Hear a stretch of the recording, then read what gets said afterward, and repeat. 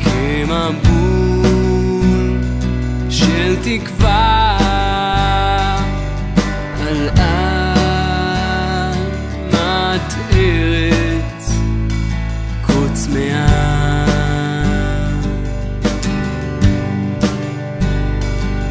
בהלל ותפילה שתשבור כל חומה. Shabbat Shalom. Bendito seja o Senhor Deus Todo-Poderoso, o Deus de Israel, aquele que vive e reina para todo sempre. Amém. Essa porção que foi lida aqui pelo Olê dessa tarde, nosso Moré Vamblei, como a Torá, os 5 primeiros livros da Bíblia foram divididos em partes. Essa é a porção, a parte de número 22, a 22ª parte do ano judaico. Então, eu não quis me ater lá no primeiro versículo, onde Moshe reuniu toda a comunidade e disse: isto é o que o Eterno vos ordenou, ok? Todo o trabalho que deve ser feito para a montagem do templo. Então hoje a gente até escuta umas histórias muito fora do contexto. Tem gente que fala: não, Deus não habita numa igreja, numa kahal, numa beit. Ah, Deus não habita aqui nesse lugar. Não, Ele não habita aqui. Realmente, a hora que todos vocês levantarem dos vossos lugares aí, passar aquela porta para fora, esse ambiente está vazio de Deus. Até aqui. Essa parte é intocável. Por isso que tem uma lâmpada acesa 24 horas aqui. Aqui está dizendo: aqui dentro existe uma luz que jamais se apaga. Baruch Hashem. Que a palavra do Eterno, ela nunca se apaga. Então, tanto a arca quanto a Torá que está lá dentro são sagradas. Mas falar que Deus está aqui dentro, eu vou chegar e vou pisar no altar que é santo, eu vou sentar naquela cadeira mais perto do altar que tem mais santidade. Qualquer ponto dessa congregação que você estiver sentado, se você estiver conectado, a unção da palavra vai te alcançar. Então essa unção vai te curar, vai te libertar, vai te prosperar e vai te levar para a vida eterna. A palavra. A palavra. Eu tive conversando com uma pessoa essa semana, não me lembro, muita gente eu falei, mas que me disse que veio para cá e depois que veio para essa casa, foi curado. Sente alegria, sente graça. É você deixar o Eterno trabalhar na sua vida. Dá espaço para Ele. Se não der espaço, nem aqui, nem em lugar nenhum, o Eterno vai trabalhar na sua vida. Então eu vou avançar um pouquinho. Eu não vou lá no início da porção da Paraxá, que a Paraxá começa lá no capítulo 35, é isso? Eu busquei do Eterno uma palavra para vos ensinar. E eu fui lá no livro de Êxodo, Shemot, capítulo 37, versículo 1. E vou trazer referências, vou fazer um midrash, uma correlação dos textos, porque todo ensino dentro de uma sinagoga tem que estar correlacionado. Você tem que provar o que você está falando. Senão eu crio dogmas, eu crio heresias. Eu posso pender para onde eu quiser um versículo e criar uma heresia, ok? É por isso que nós temos hoje aí dezenas de centenas de milhares de nomes de igrejas. Porque o Y não concordou com o X, que não concordou com o V, que não concordou com o T, e aí um não concorda com o outro, vai abrindo igreja e colocando placas na porta. Isso são discordâncias, ok? Então a vertente de interpretação tem que ser muito segura. Até dentro do próprio judaísmo. Conforme o judeu que você estudar, se ele for muito extremo, muito radical, se você andar com ele, se você andar com Maimônides, por exemplo, Rambam, se você andar dentro dos conceitos de Rambam, você acaba se tornando muito ortodoxo. E daqui a pouco você já está fora da casinha. Ok? Porque o homem viveu quase 1000 anos atrás. Os conceitos daquela época eram outros. Não estou adequando leis, mitzvot com os dia a dia. Mas eu tenho que adequar alguns conceitos. Ok? Por quê? Porque a Torá ela é objetiva. Por isso que nós temos que ter um Talmud, que é chamada Torá oral paralela, para explicar os conceitos da Torá, porque é muito detalhe, ok? Então eu preferi avançar um pouquinho para buscar alguns segredos para vocês, porque tem muita gente que nunca nem ouviu falar, porque nós não tínhamos muito hábito de ler, né? Nós cristãos não tínhamos muito hábito de ler, e precisamos ler, precisamos entender o que está escrito. Você só vai viver se você entender. Então vamos lá. Shemot, Êxodo 37:1, Devarim, quinto livro da Bíblia, Deuteronômio 31:14, e o livro do profeta Yehoshua, Josué, capítulo 2, versículo 1. Eu quero fazer uma abordagem a respeito do pecado que o povo de Israel cometeu no deserto, na sua peregrinação, quando eles saíram do Eretz Mitzrayim, quando eles saíram da terra do Egito, e eles começaram a fazer o percurso a pé, para a terra de Canaã. Nesse percurso, eles cometeram alguns deslizes, alguns pecados e alguns gravíssimos, que custou milhares de vidas. Muitas pessoas morreram no percurso. Deixa eu trazer isso para os nossos dias. Israel sai lá da terra do Egito e vem percorrendo pelo deserto do Egito, entra pelo deserto do Sinai, para chegar na divisa do país de Israel, e o último obstáculo se chama Yarden, traduzindo para o português, o Jordão.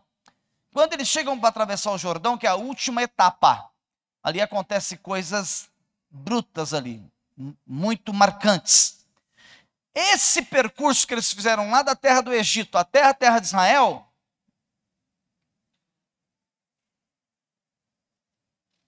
é o percurso que você está fazendo. Todo dia você acorda caminhando do Egito para a terra prometida. Ah, mas faz 50 anos que eu estou andando. Não fica preocupado. Israel ficou 40. Andando na direção da terra prometida e não chegava. Mas por que Israel demorou 40? Por causa da desobediência. Na verdade, o percurso, segundo historiadores, era para ser feito em 11 dias. Como que algo que podia ser feito em 11 dias demorou 40 anos? Deixa eu te explicar por quê. Porque o Eterno ele te convoca para uma obra.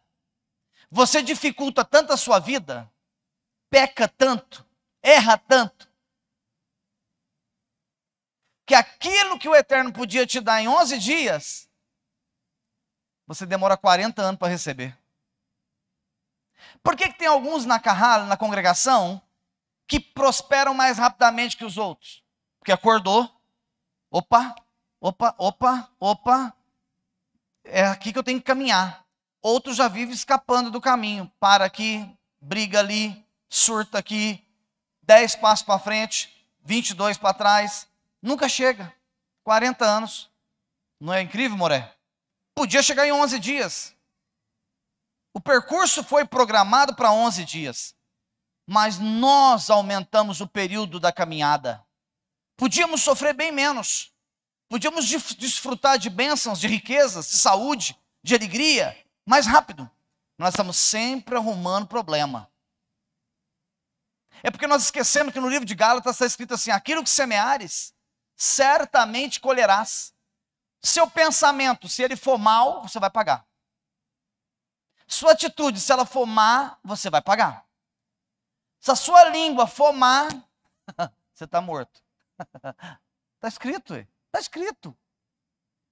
As águas de Mara, as águas amargas, está escrito. então você vai atrasar o processo da sua vida. Os espertos vão falando assim, cara, deixa eu parar por aqui, porque deixa eu frear, porque se a semente que eu lançar for muito bruta, eu vou ficar 1 ano colhendo. Eu vou ficar 2 anos colhendo, 3 anos colhendo os frutos podres, aquilo que você fez de errado. Então, o que ensina? O que ensina as parashiot, as porções? A você ficar ligado, fica ligado. Então, vamos lá. Lá no capítulo 37, acontece algo muito interessante. Aparece uma convocação de um menino específico. Eu gosto muito desse assunto, já abordei isso alguns anos atrás, mas não falei o que eu vou falar hoje. Então vamos em frente? O tema da tarde é os segredos da madeira de acácia. O que é essa madeira? Uma madeira de uma árvore toda torcida, difícil de trabalhar. É uma madeira que não tem como você tirar tábuas largas. Só sai ripinhas estreitas. Então não tem como você tirar aquelas pranchas, porque ela cresce meio torcida a árvore.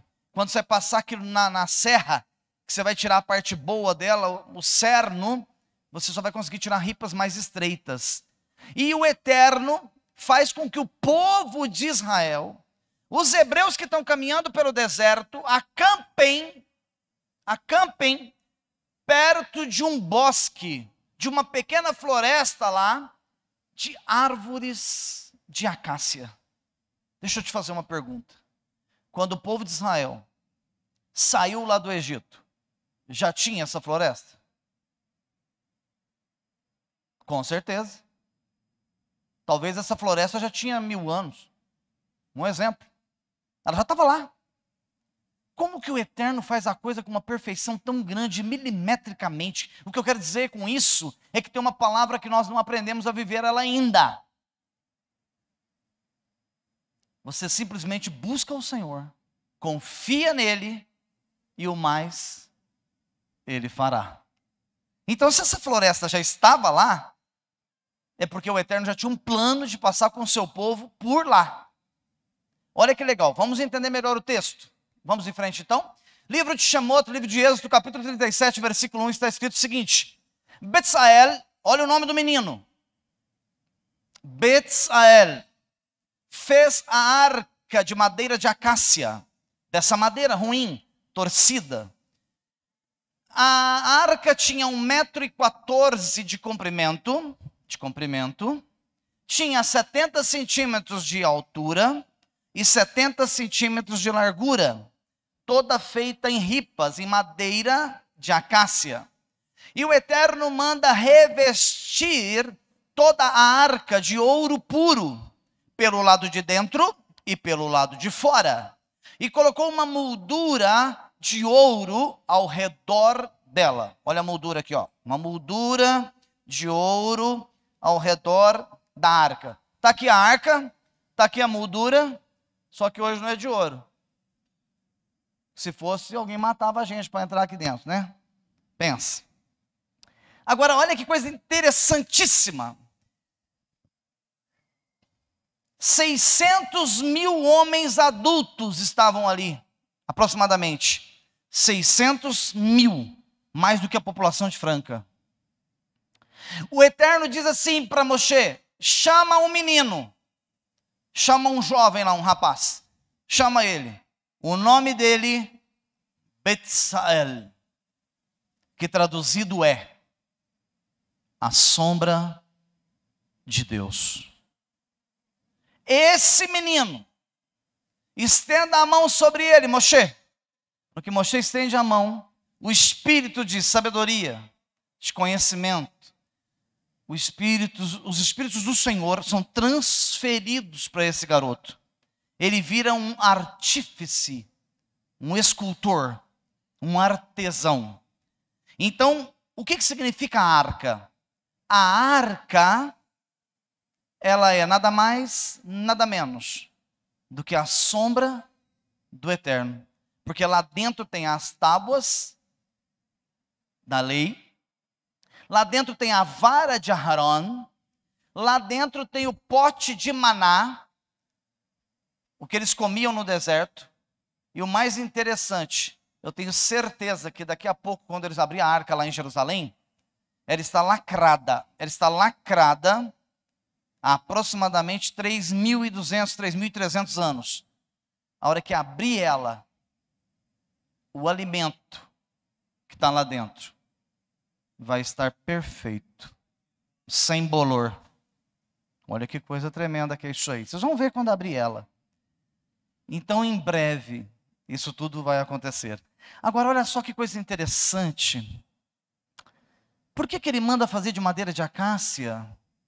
Por que ele coloca as dimensões? Não vai dar tempo de abordar as dimensões, mas vamos entender um pouquinho o que significa a arca com as leis lá dentro. Vamos entender isso melhor. Vamos lá. Olha lá, Bemidbar, livro de Números. Mas nós não estamos em Shemot. E como é que nós vamos lá em Números para falar de Shemot? Porque lá em Shemot, lá em Bamidbar, está falando do que aconteceu ali. Olha o que está registrado em 25:1. Israel permaneceu em Shittim. Shittim é um território antes de atravessar o Jordão. Israel acampou lá em Shittim, e lá o povo começou a prostituir com as mulheres moabitas, com as mulheres de Moab. Essas mulheres convidavam o povo para os sacrifícios a seus deuses, quando o povo comia e se prostrava diante dos seus deuses. Eles faziam uma festa para os deuses, faziam uma festa pagã para os seus deuses, e começou a convidar alguns príncipes de Israel, que estavam acampados ali naquela região de Shittim, e dizia para eles: olha, vocês podem comer junto conosco nessa festa, nesse banquete, mas enquanto comem, vocês precisam prostrar diante das nossas divindades, diante das nossas estátuas, as estátuas que estavam em cima dos pilares de adoração. Então vocês precisam adorar os nossos deuses. E eles começaram a ter relações sexuais com essas meninas, com essas moabitas. Foi quando um dos príncipes pega uma princesa moabita e quer levar ela para a tenda, lá no acampamento sagrado, porque o acampamento do povo judeu, do povo hebreu, no deserto, era um acampamento sagrado. Quando um cidadão pega uma princesa moabita e começa a caminhar para o rumo da tenda, e ele passa de frente a Haron, Moshe, e tem um príncipe ali com uma lança na mão, que era um dos guardiões ali da porta do Mishkan, do templo, do tabernáculo móvel. Ele vê esse príncipe, esse irmão dele, passando com uma princesa. E ele sabia que ele ia levar a menina para onde? Para a tenda, para ter relação sexual com ela lá dentro da tenda. Se isso vem a ser consumado, tinha desgraçado com todo o acampamento, tinha amaldiçoado mais ainda todo o acampamento. Pinhas pega a lança e começa a caminhar atrás do seu irmão hebreu. Começa a caminhar atrás do seu irmão. Quando o seu irmão entra na tenda, ele vem atrás, e quando ele abre a tenda, o menino já está deitado em cima da moabita. Ele, aqui próximo à região sexual, ele desce uma lança e traspassa tanto o menino, o rapaz, o príncipe, quanto a princesa. Finca eles na areia do deserto. Naquele exato momento, a praga cessa. Mas uma multidão já tinha morrido até aquele momento, até aquele instante. Isso trouxe um prejuízo gigantesco para o povo hebreu. Uma maldição se alastrou entre eles. Quando o Eterno pega esse lugar, que aparentemente Shittim ficou um lugar maldito, aparentemente. Aparentemente o lugar ali aconteceu uma desgraça, um desastre terrível. Poderia-se dizer que aquele lugar se tornou uma área igual o Mar Morto lá de Sidom, onde caiu aquele meteoro e virou tudo sal, não é? Mas não. Olha como Deus reverte algumas situações em pró dos seus filhos. Vamos entender um pouco melhor. Então eles estavam onde acampados em Shitim, onde esse fato terrível acontece, o fato da idolatria. Idolatria, queridos, presta atenção, eu sempre tenho muito cuidado para falar de idolatria nessa casa. Idolatria não é somente ter uma estátua de uma divindade na sua casa. Não é só ter uma estátua. Você pode idolatrar qualquer coisa. Se uma pessoa for apaixonada, por exemplo, tem uma rapaziada aí que gosta muito, por exemplo, de carro.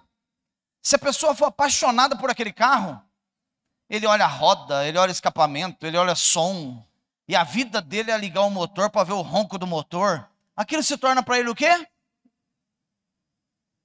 Uma idolatria. Então aquilo que tomar espaço no seu coração, muito cuidado, aquilo que tomar espaço no seu coração, pode se tornar uma idolatria. Isso pode ser uma novela, pode ser um filme, pode ser futebol. Se tornar uma idolatria, você está cometendo um pecado gravíssimo perante Deus. E vai vir a cobrança. Eu sempre digo isso. Às vezes eu digo isso em casa, falo muito com a minha esposa. Quando eu tenho oportunidade, eu falo para minhas filhas. Eu não sou contra ninguém. Você torce para o time que você quiser. Não é essa a questão. Mas você tem que pôr na balança o seguinte. Tem um Shabat. Você vai com o mesmo entusiasmo que você vai se você fosse assistir a final do Brasil? Hã? Ou na final do Brasil você corre lá na cidade 10 horas da manhã, compra 4, 5 caixas de foguete e vem para casa e compra bandeira e chama os amigos, compra caixa de cerveja e prepara uma carne e prepara aquela festa. Aí quando dá na hora do Brasil, que você está com os foguetes pronto para soltar, o Brasil perde. Oh, miséria, desgracença. Será que você tem esse mesmo intuito, esse mesmo amor, levantar cedo pela manhã e falar, hoje é Shabat. Hoje o time que eu torço não perde para ninguém.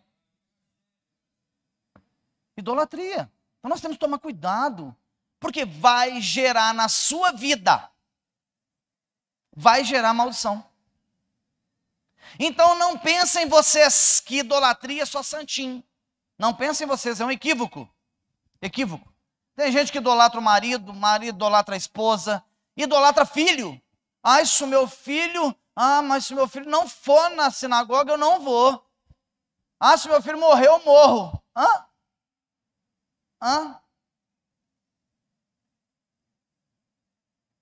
Então, cuidado. Existem limites para cada coisa. Existem limites para cada sentido da vida. Dinheiro. Tem gente que morre por dinheiro. Por que você não foi? Estava trabalhando. Mas você não foi na sinagoga? Eu estava trabalhando. Trabalha dia e noite, sábado, domingo, feriado, de manhã, de tarde, de noite. Não é o muito trabalhar que faz você ganhar dinheiro. Aliás, tem uma frase que é falada aí no mundo, não está na Bíblia. Segura aí. Quem trabalha não tem tempo de ganhar dinheiro. Qual que é o sentido dessa frase? Se você ocupar muito a tua mente só com os braços, só na ânsia de ganhar, você fica tão cego que você não consegue usar o seu intelecto para ganhar. É verdade. Na pandemia, 300 mil pessoas quebraram. Mas teve lá uma minoria que eram ricos. Enquanto muitos estavam chorando, muitos estavam, Deus, vida cruel, o Covid, esse maldito. Uma porção ficou rico. Por quê?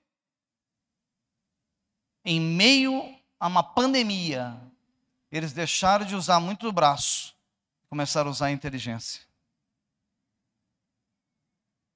É isso que o Senhor está dizendo. Não gaste muito seu tempo com o trabalho e não deixe as minhas coisas em segundo plano. Porque o dia que você entender as Escrituras, está escrito assim: buscai primeiro o reino de Deus e a sua justiça.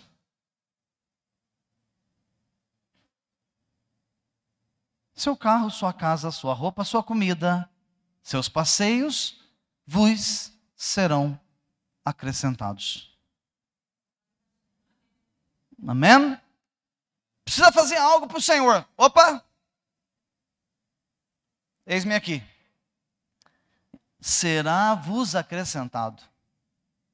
Quando você opta mais em trabalhar do que em fazer as coisas do Senhor, você vai ficar à mercê da sua escravidão. É simples de entender. Simples de entender. Isso em todos os aspectos, tá bom? Aqui eu falo dos meninos que estudam, a da galera que ensaia, é gente que corre daqui, corre dali, vem e dança, e vem e faz aula de voz, e vem. É todos os aspectos. Se eu creio que Deus vai suprir, qual que é o mandamento do Shabá? Guarda o Shabá, porque a sexta-feira eu te dou o quê? O dobro. Então, se você crê que o Shabá, o quarto mandamento, tem que ser cumprido, porque, peraí, o pessoal tirou o quarto mandamento, eles rasgaram aquela página da Bíblia. Não matarás prevalece, não roubarás permanece, mas guardar o sábado do Senhor, esquece. Porque Roma disse, não é sábado, é domingo. Aí eles acreditaram em Roma. Então vamos lá. Se você simplesmente acatar, obedecer e viver, você tem que vender, você tem que produzir, seu serviço tem que dar. Ah, mas eu sou operário, eu ganho R$1.500 por mês. Se eu cumprir tudo, eu vou ganhar 5.000? Não. O cara que ganha 5.000 não faz o que você faz com 1.500. Aí, só um que entendeu, o resto está aí de boca aberta. Por quê? Porque Deus faz os seus 1.500 valer mais do que 5.000. Porque Ele faz vir à existência o que não existe. Ele coloca na tua mão algo que é muito mais poderoso do que o ímpio tem em mãos. É simples de entender, mas é muito difícil vocês abrirem a mente de vocês para entenderem isso. Se você tinha que comprar um carro de 10, Ele faz vir na sua mão por 6. Aparece alguém lá na porta e fala, preciso vender hoje. 10.000, não, mas só tem 6. Não dá 6. Por isso que Ele fala, eu vou tirar do ímpio e vou dar para o santo. Se Ele vai tirar do ímpio e vai dar para o santo é aquele que guarda os seus mandamentos. Então Ele faz vir à existência o que não existe. Se você ainda não está desfrutando, é porque você está desobedecendo em alguma parte. Está afrontando em alguma parte. Vamos em frente. Shemot 37:1, vamos acelerar o passo. Olha só o que está escrito. Betsael fez a arca de madeira de acácia. O Mishkan, o templo feito lá no deserto, ele era feito com todo o madeiramento de acácia, até as paredes eram com ripa. Sabe essas ripas de fazer forro? Não sei como chama aquilo, que encaixa uma na outra. Macho e fêmea, uma peça entra na outra, vai encaixando. Era tudo por encaixo. Por que Deus mandou fazer tudo com tábua de encaixo? Uma tabuinha só. Tinha como fechar o templo? Não? Tinha que ser muitas tábuas. E elas encaixadas uma na outra significa, se você não andar em aliança comigo, você não faz parte do templo. Como é gostoso. A não ser que tem umas pessoas aí que não estão entendendo. Mas se você não andar aliançado comigo, não andar encaixado comigo, você está fora. Não faz parte do templo. E o templo tinha um revestimento de prata em toda a base da madeira, para quando fincasse a madeira no chão, nenhum inseto comesse ou apodrecesse a madeira. Quando ele chama Betsael e ele fala, faça a arca de madeira de acácia, use a pior madeira que tem aí. Use a acácia, use essa madeira mais fraca com nós. Vem dizer para mim que você não tem nó. Tem alguns de vocês aqui que está até difícil desatar os nó. Nós somos considerados por Deus como árvores. Cada um de vocês é uma árvore. E tem árvores cheias de nó. Você corta, tira de um lado, tira do outro. A hora que você está com o cerno dela bonito, aí você passa lá no desengrosso, né? Vira do outro lado. Olha, aquilo já deu um trabalho para chegar naquele ponto. Daqui a pouco aparece um trinco no meio dela. Aí você olha e fala, meu Deus, estava tão bonitinha essa madeirinha. Tem irmãozinho que você olha e fala, olha, já estava no desengrosso, já estava no ponto de polir, parece um rachado aqui. Oh, problema. Árvore com defeito, madeira com broca. Como que você vai encaixar isso no outro? Não encaixa. Tem umas ripas que é torta. Se você pegar uma ripa assim, irmão, ó, o trem tudo torto. Na hora que você vai encaixar aqui, ó, vamos pegar uma folha aqui. A ripa aqui tá certinha do templo, tá aqui certinha. A outra é cheia de curva, não entra. Que curva é essa, Roche? É a língua. É comprar e não pagar. Passa na porta do mercadinho, tem que desviar na rua, porque tá devendo lá no mercadinho. Tortinho de tudo a madeira.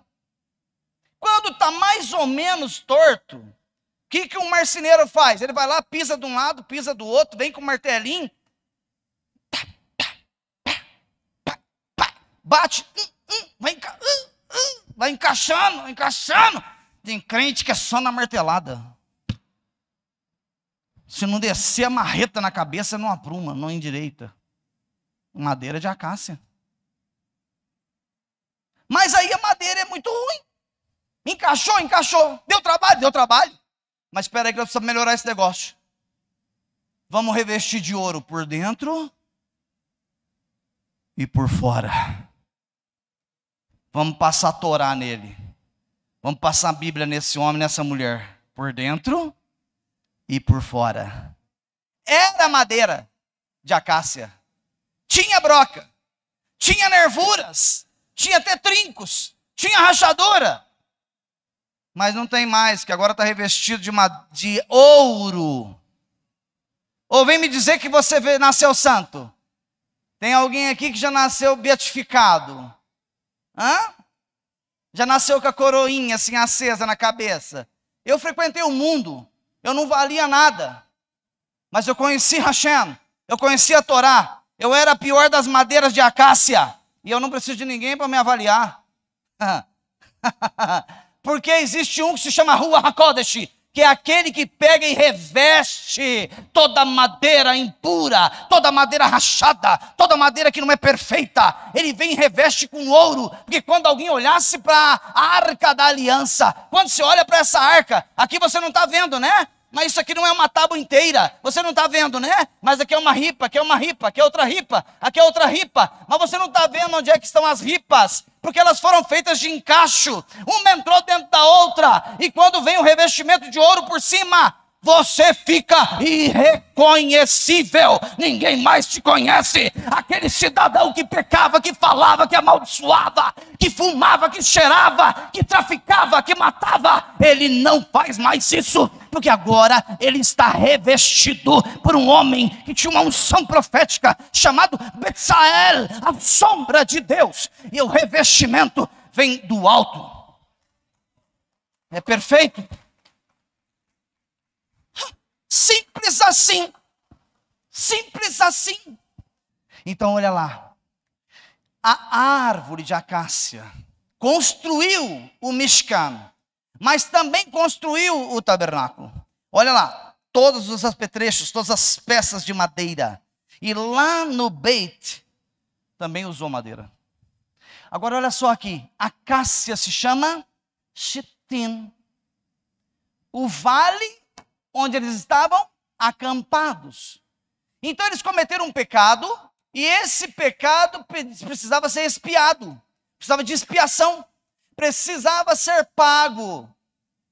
E para pagar esse pecado, o Eterno usa as árvores, porque Shittim, que é o nome da árvore, da acácia no hebraico, significa o seguinte, vem da palavra shitá, que significa desviar do caminho central. A palavra de Deus é uma linha reta. Se você anda meio torto, caindo para cá, caindo para lá, se você anda pecando em adultério, em mentira, em falsidade, negligenciando o nome do Eterno, você não está andando no caminho reto, você está andando em caminhos paralelos. Quando você sai do caminho reto, você cai naquele verbo judaico lá hebraico, shita, que vem de shitin, que significa desvio do caminho central. E o shta, que é um verbo proveniente dessa palavra, também tem uma outra palavra que é oriunda da mesma fonte, que é shtut. Esse shtut significa tolice, adultério, desvio do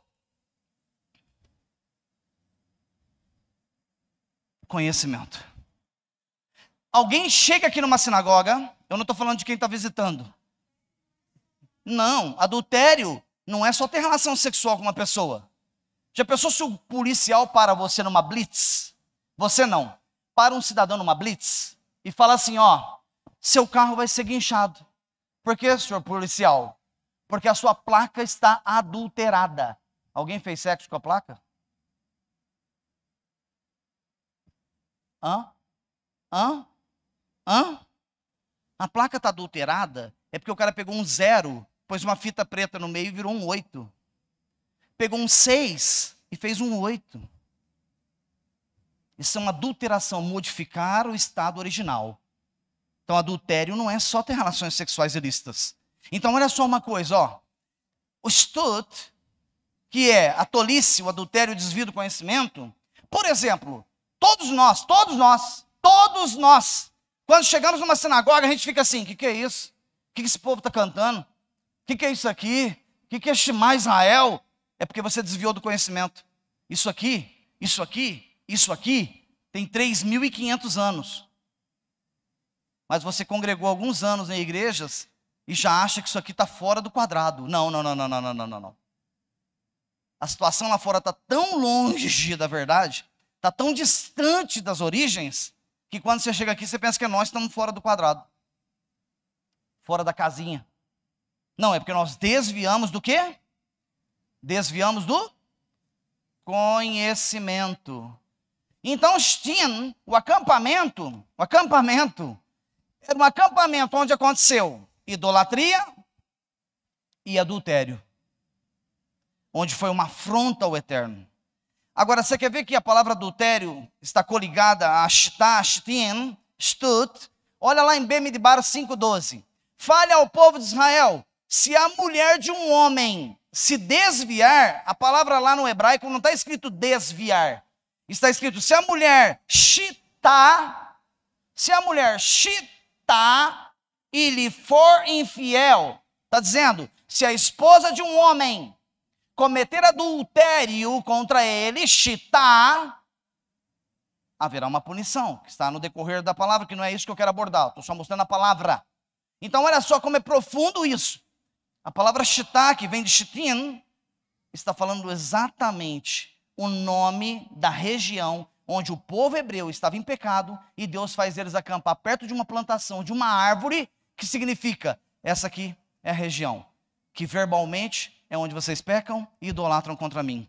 Mas eu vou pegar da árvore que tem o nome do pecado de vocês, eu vou pegar da árvore que tem o nome do pecado, eu vou pegar a árvore que se chama Shitim, eu vou pegar a acácia, que representa o pecado e o adultério de vocês, eu vou mandar um homem chamado Betsael cortar a madeira, encaixar uma na outra e dizer que um sem o outro não consegue formar minha congregação, um irmão sem o outro, acoplado ao outro, paralelo com o outro, não consegue formar a minha carral. Eu vou provar para vocês que se vocês não estiverem unidos de mão dadas um com o outro e revestidos de ouro, por dentro e por fora, a minha congregação não prevalecerá sobre a terra.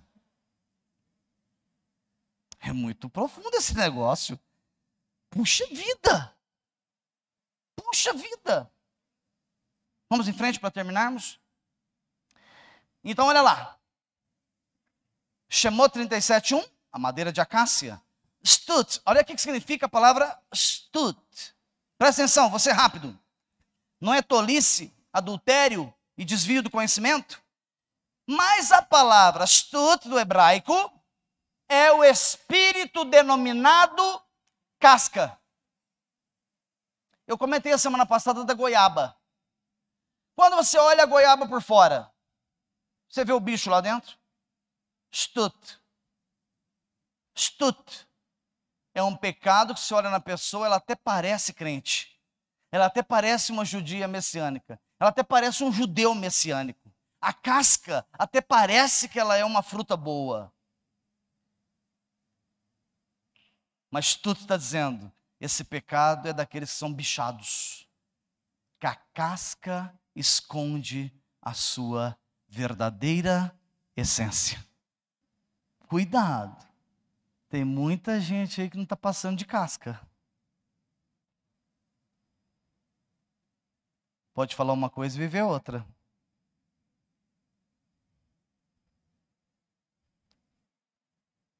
Não é interessante?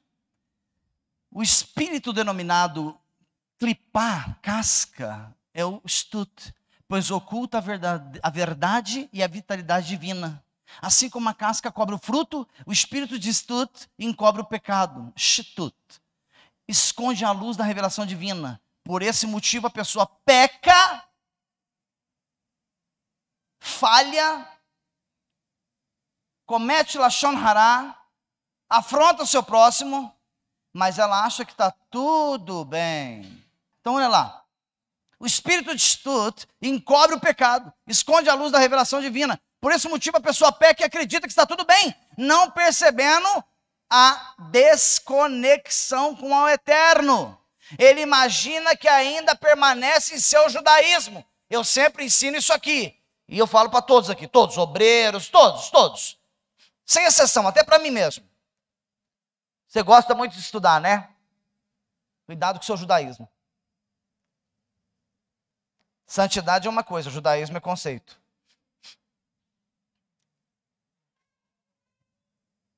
Cuidado. Cuidado com a sua ortodoxia.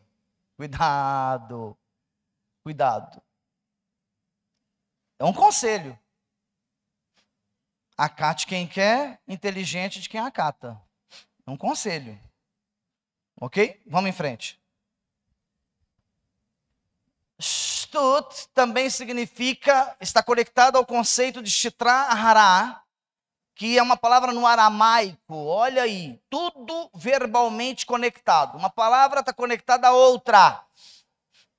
O shitra hará do aramaico significa o outro lado, o lugar oculto, um termo genérico para forças oponentes, sopros contaminados. Isso são as sefirotes invertidas da árvore da vida. Ou melhor, estar à sombra da árvore. Ou seja, impureza espiritual. Agora quer ver eu falar um nome aqui bem fácil para todo mundo entender? É estar debaixo da potência dos demônios. Uma pessoa que se deixa ser usada pelos demônios. Ali eu usei uma linguagem judaica.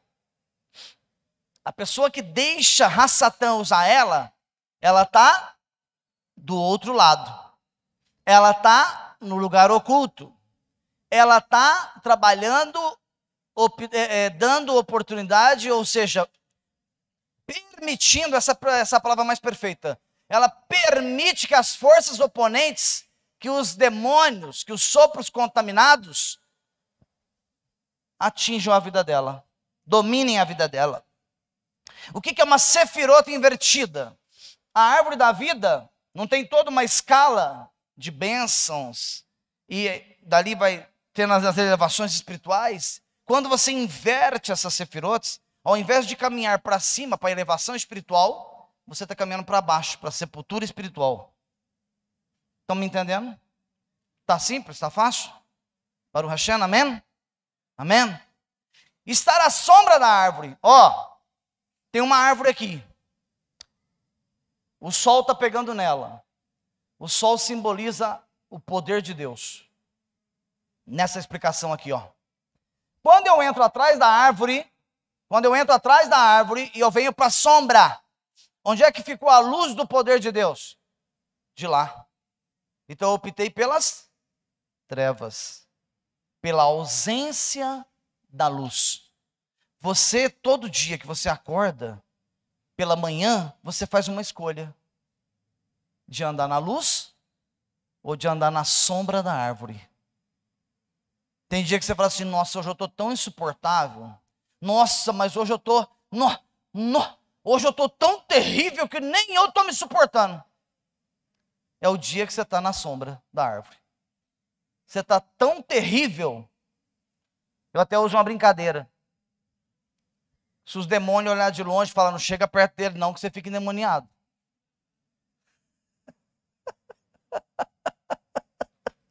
Tem gente que é tão terrível, mas tão terrível, que é perigoso a pessoa falar assim, não, hoje eu estou mal. Hoje o diabo está me atentando. E ele gritar do outro lado, eu não tenho nada com isso.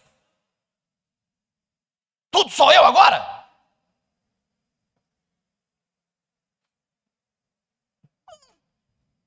Tem que desconfiar, tem desconfiômetro.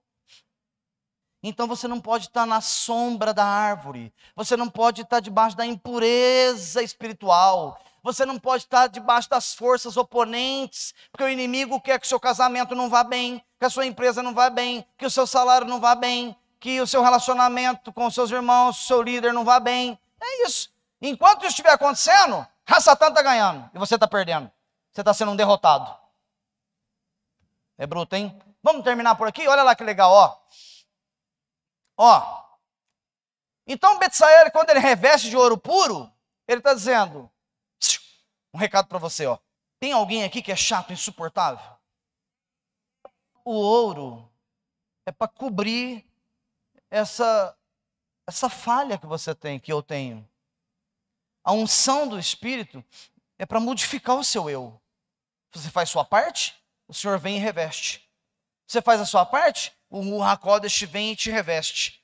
E vamos terminar assim. Aquele lugar que parecia ser ruim, Stin, lá, o vale de Stin, o vale das plantações de árvores de acácia, em que aconteceu algo terrível, que era um adultério, que era uma abominação ao eterno, que era uma idolatria. Olha o que Deus faz com o vale de Stin. Vamos lá, e nós terminamos. Olha só.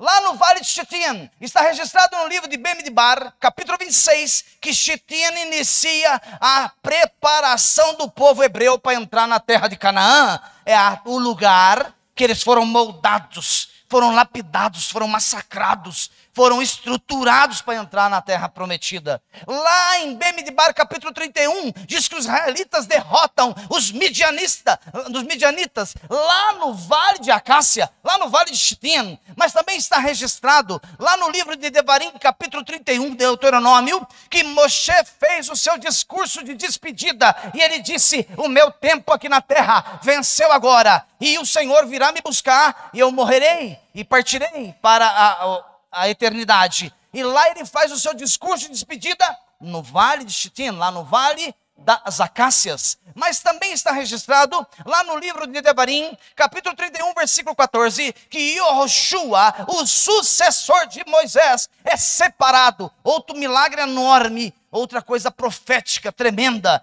Mas também está registrado no livro de Yehoshua, capítulo 2, versículo 1, que Yehoshua, quando assume a sua posição, que ele está em treinamento, ele pega 2 espiões e manda até a cidade fortificada de Jericó. E ele manda esses 2 espiões verificar como era a terra do inimigo, como era a cidade fortificada do inimigo e como romper essas muralhas. Era outro fator, uma vitória.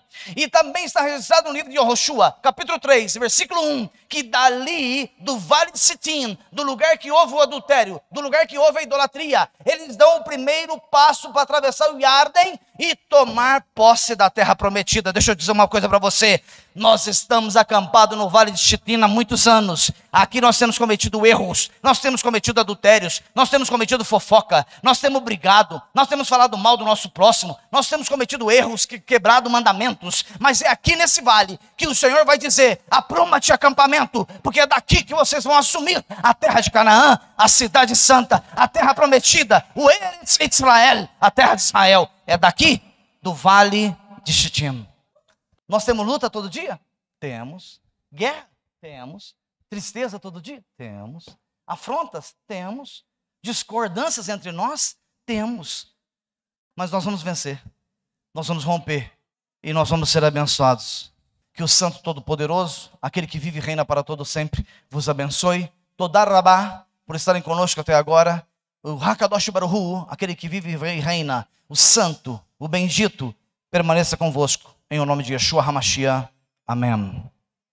Yevarecha Adonai veishmerecha, Yaev Adonai panamelecha viunecha, Issa Adonai, Adonai panavelecha, veasem lecha, Shalom.